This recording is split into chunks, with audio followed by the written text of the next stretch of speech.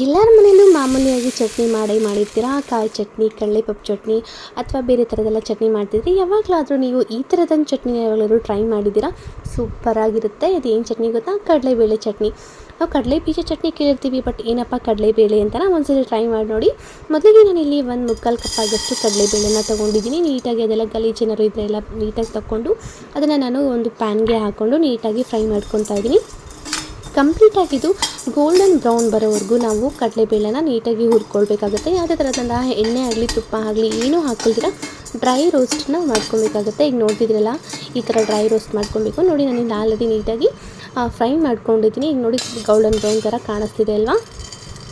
ಇದನ್ನು ನೀಟಾಗಿ ಹಾರೋದಕ್ಕೆ ಬಿಟ್ಟು ನಾನು ಒಂದು ಜಾರ್ಗೆ ನಾನಿಲ್ಲಿ ರುಬ್ಬೋದಕ್ಕೆ ನಾನಿಲ್ಲಿ ಒಂದು 4 ಮೆಣಸಿನ್ಕಾಯಿನ ತೊಗೊಂಡಿದ್ದೀನಿ. ಅಂದರೆ ಖಾರಕ್ಕೆ ನಾನು ತೊಗೊಂಡಿದ್ದೀನಿ. ಮತ್ತು ಇಲ್ಲಿ ನಾನಿಲ್ಲಿ ಬೆಳ್ಳುಳ್ಳಿನ ತೊಗೊಂಡಿದ್ದೀನಿ. ಮತ್ತು 1 ಹಿಡಿ ಆಗೋಷ್ಟು ನಾನಿಲ್ಲಿ ಈರುಳ್ಳಿನ ತೊಗೊಂಡಿದ್ದೀನಿ. ನೆನ್ಪಿಟ್ಕೊಳ್ಳಿ, 1 ಹಿಡಿ ಆಗೋಷ್ಟು ಈರುಳ್ಳಿನ ತೊಗೊಂಡಿದ್ದೀನಿ.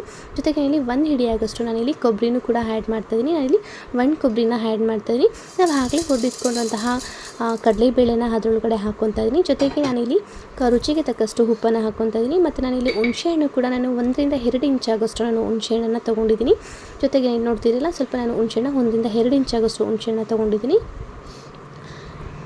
ಇವೆಲ್ಲವೂ ಕೂಡ ನೀಟಾಗಿ ಸ್ವಲ್ಪ ನೀರನ್ನು ಹಾಕ್ಕೊಂಡು ಸಾಫ್ಟಾಗಿ ರುಬ್ಬಿಟ್ಕೊಳ್ಬೇಕು. ನೋಡಿ ರುಬ್ಬಿಟ್ಕೊಂಡಿದ್ದೀನಲ್ಲ, ಈ ಥರ ರುಬ್ಬಿಟ್ಕೊಬೇಕು. ನಾನಿಲ್ಲಿ ಒಗ್ಗರಣೆ ಸಿಂಪಲ್ಲಾಗಿ ನಾನಿಲ್ಲಿ ಒಗ್ಗರಣೆ ಮಾಡ್ಕೊತಾ ಇದ್ದೀನಿ. ಚಟಪಟ ಅನ್ನೋಕ್ಕೆ ನಾನಿಲ್ಲಿ ಸಾಸಿವೆನ ಹಾಕ್ಕೊಂಡಿದ್ದೀನಿ. ಜೊತೆಗೆ ನಾನಿಲ್ಲಿ ಕರ್ಬೇವಿನ ಸೊಪ್ಪು ಚಿಟ ಅನ್ನೋದಕ್ಕೆ ಕರ್ಬೇವಿನ ಸೊಪ್ಪನ್ನು ಹಾಕ್ಕೊಂಡು ನಾನಿಲ್ಲಿ ಒಗ್ಗರಣೆ ರೆಡಿ ಮಾಡ್ಕೊಂಡಿದ್ದೀನಿ.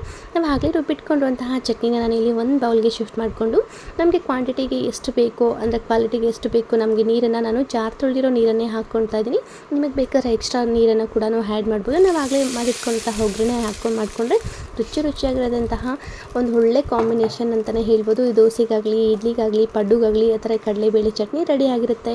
ಸೊ ಯಾರೆಲ್ಲ ಈ ವಿಡಿಯೋ ನೋಡ್ತಿದ್ರು ದಯವಿಟ್ಟು ಈ ವಿಡಿಯೋನ ಒಂದ್ಸತಿ ಚೆಕ್ ಮಾಡಿ ಟ್ರೈ ಮಾಡಿ ನೋಡಿ. ಮನೇಲಿ ತುಂಬ ರುಚಿಯಾಗಿರುತ್ತೆ. ನಾನು ಇದನ್ನು ಪಡ್ಡುಗೆ ತೊಗೊತಾ ಇದ್ದೀನಿ. ಕಾಂಬಿನೇಷನ್ ಅಂತೂ ಸೂಪರಾಗೇ ಇರುತ್ತೆ.